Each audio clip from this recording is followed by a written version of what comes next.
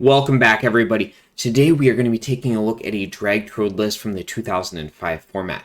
Now, one of the things that I really like about DragTrode is just how the deck has evolved from 2005 to 2006. Now, early stages of DragTrode were very focused around Dark Dragonite, and most played some sort of Pidgeot line as well, while focusing relatively little on Rocket Sneasel EX. As I would say the gold standard of DragTrode nowadays is, of course, Alex Brosseau's Top 8's Worlds list.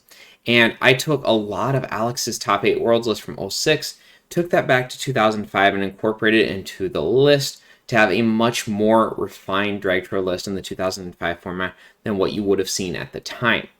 Now, the main strategy of DragTrode is relatively simple. We're going to be using Dark Electrode's Darkness Navigation to grab dark or dark metal energies from our deck, attach them to Dark Electrode, and then we are going to use Dark Dragonite to move them around to whatever attacker we're looking for in a situation, if that's going to be Rocket Sneasel EX, Rocket Scyther EX, or even Dark Dragonite or Dark Electrode themselves.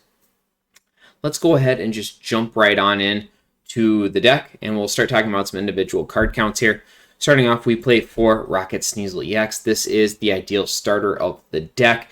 Even though it is relatively low HP at 90, it can do it's got a very disruptive attack with Drag Off, doing 10 damage and forcing your opponent to, and you switch the defending Pokemon on the bench. It's important to note that you do choose with that.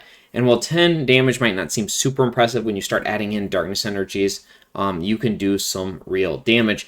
I won't say a common, but a strategy that can be used with the deck is in the later stages of the game. You can put 4 special darkness energies on Rocket Sneasel EX, and actually drag off a basic Pokemon on the bench doing 50 damage to it and knocking it out. This might not seem super common, but believe it or not, it comes up more than you might think. And then, of course, the main attack is going to be Dark Ring. It hits for 30 damage plus 10 more damage for each dark Pokemon you have in play. So if you have a full bench of dark Pokemon along with the Rocket Sneasel EX, you are automatically going to be hitting for 90 damage. And then you start factoring in Darkness Energy, Art Energies. You can hit some really nice numbers in this format.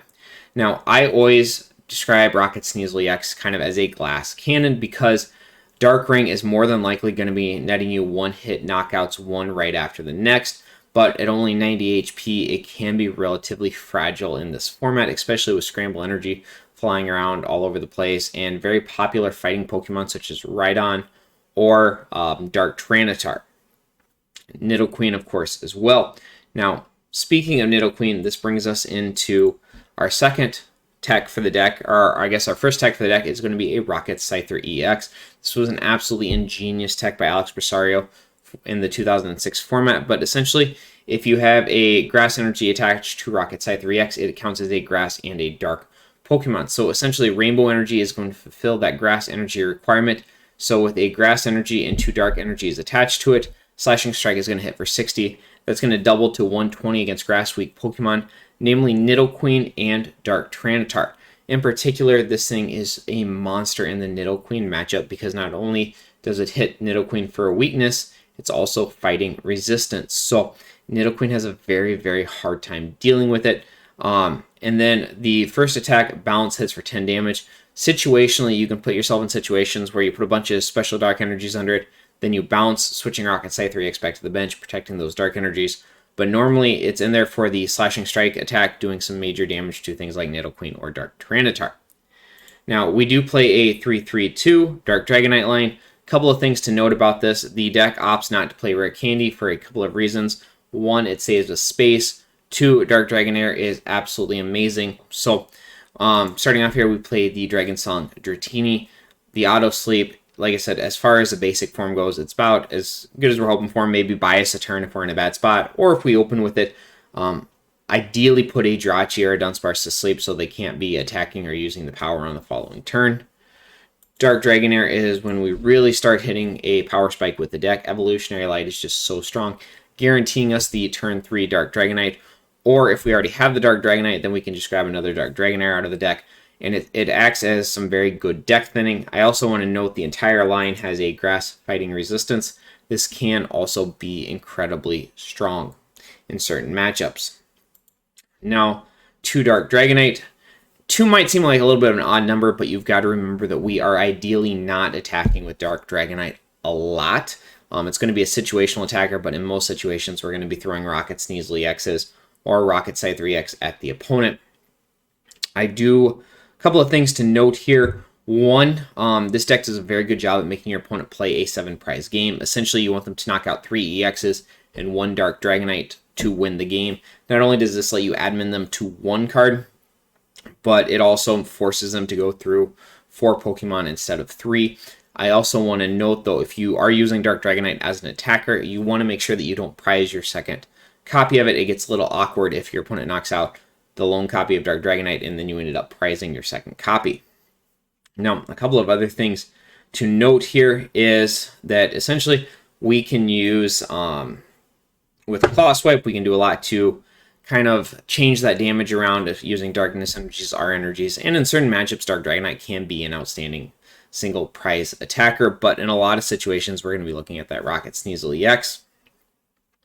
Unfortunately, it does have a weakness to Pidgeot, so a very common situation is our opponents are going to try to use Pidgeot to use Clutch against us and trap that Dark Dragonite in the active spot, but we do have some tricks to deal with that I'll talk about in a little bit here. Next up, we play 2 Voltorb, 2 Dark Electrode. No reason not to play the Floating Electrons Voltorb. There's nothing in this format that really punishes you for it, like Rayquaza EX or anything like that. And then the Dark Electrode does a little bit of everything, right? Not only is it a dark Pokemon, it has the Darkness Navigation body. It's a lightning type as well. This gives us some good weakness coverage in this format with both Pidgeot and Blastoise EX. And then that Energy Bomb attack hits for 30 damage, easily fulfilled with a Rainbow. We can use Special Darkness or our energies to up that damage. And then at the end, we can just move it all back to our bench to protect it, essentially leaving our opponent just a lone Dark Electrode to attack.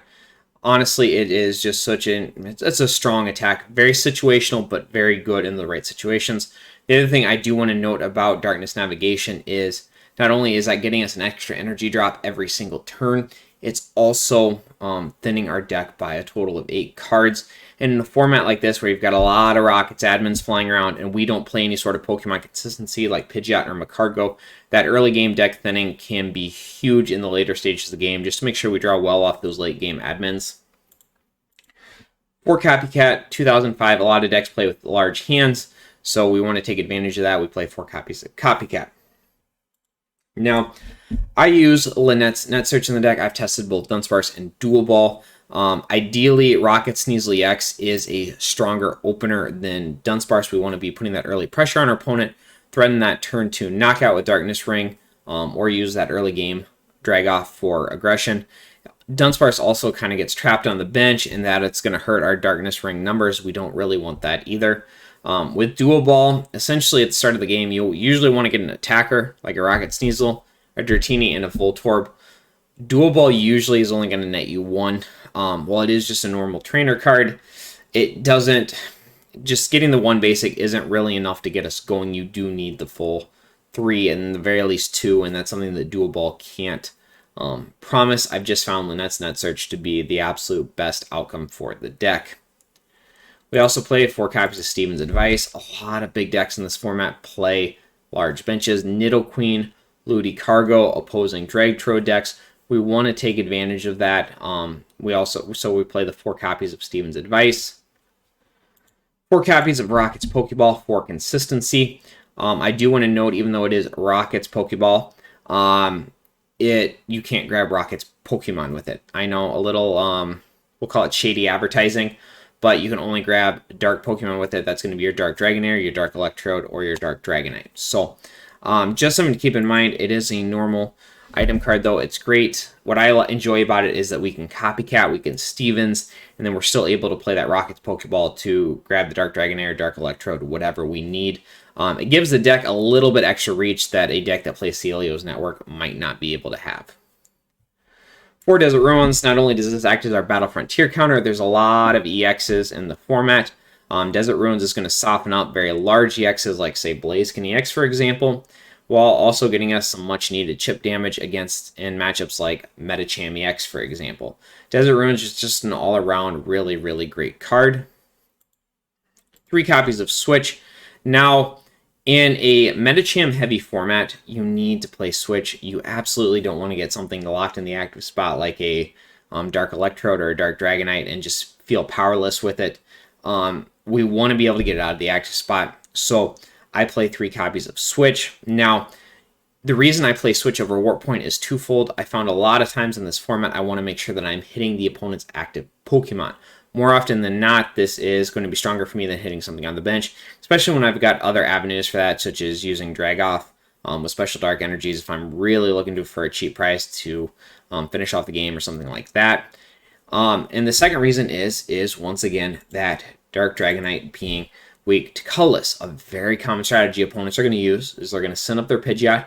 They're going to use Clutch thinking they trapped us in the active spot, but we're going to have a little bit of a reversal on them because if opponents try that very easily, we're just going to switch back to a Dark Electrode and move our energy around. As long as we've got 2 Special Darks in that rainbow, we're going to hit the Pidgeot for 50, double that to 100, move all of our energy back to safety. Not only did we knock out their Pidgeot, we also protected all of our energy, and all we're giving them is a Dark Electrode.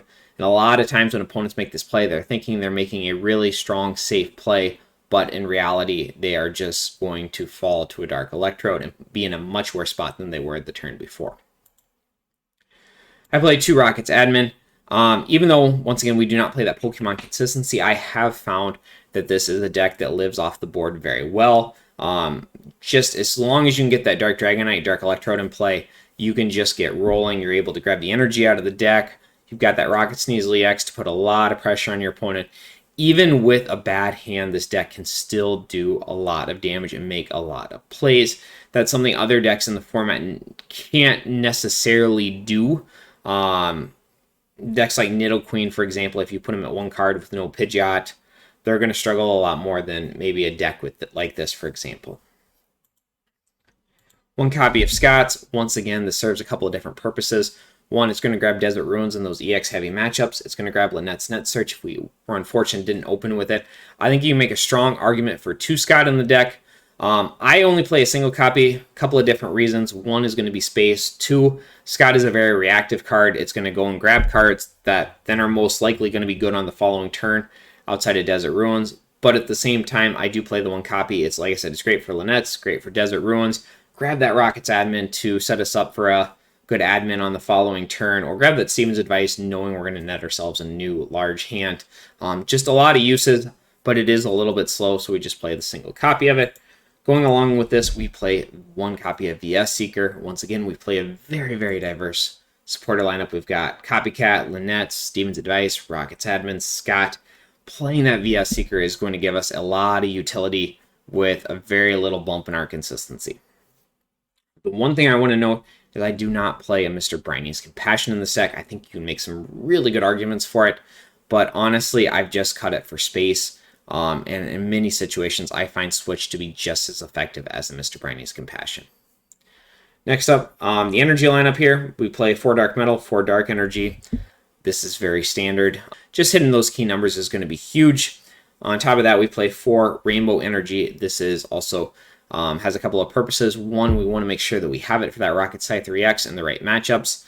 And along with that, in a very Metacham heavy format, a very ER2 heavy format, I want to make sure that I am getting those consistent energy drops down. While our energy is great, it's not a turn 1 energy attachment. It's not something that stays in play. So I do want that 12th attachable energy. And then lastly, we play 4 Rockets Energies. Once again, Rockets Energy is obviously very good, but a couple of things I do want to note. One, you can use it to retreat. Your opponent tries to be clever. They power up a Dark Electrode. Even with the Team Aqua's Hiding on play, you can still our energy retreat out of that. 2, the format is very, very scramble heavy. So what you're going to do is you're going to find yourself in a lot of situations where maybe you go super aggressive with Rocket Sneasel EX. Your opponent can respond with a scramble energy return KO.